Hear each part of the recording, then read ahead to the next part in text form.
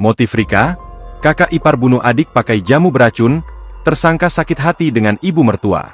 Polrestabes Palembang mengungkap motif di balik pembunuhan ANF yang tewas usai meminum jamu beracun dari Rika Amalia alias RK. Kapolrestabes Palembang, Kombes Pol Haryo Sugihartono mengatakan pelaku memiliki dendam dan sakit hati kepada ibu mertuanya. RK resmi ditetapkan sebagai tersangka kasus pembunuhan terhadap adik iparnya, ANF.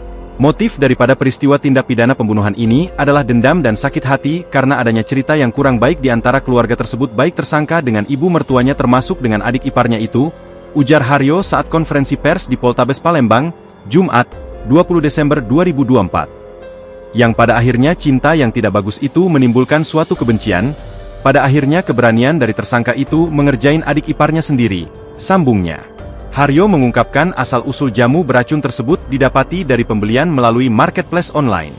Akibat perbuatannya, tersangka dikenakan pasal 76C Yungto pasal 80 ayat 3 UU 35 2014 tentang perlindungan anak dan pasal 340 KUHP pembunuhan berencana, pasal 338 pembunuhan.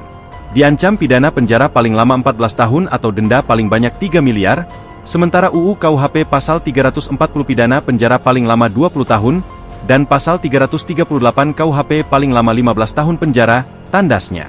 Asmawati ibunda korban tak menyangka putrinya harus meregang nyawa di tangan menantunya sendiri pada Rabu, 18 Desember 2024. Bahkan, korban ditemukan tergeletak di belakang lemari di rumahnya di Jalan Panca Usaha, Lorong Wakaf 4, Kelurahan 5 Ulu, Kecamatan Susatu, Palembang, Rabu, 18 Desember 2024, sekitar pukul 17 waktu Indonesia Barat.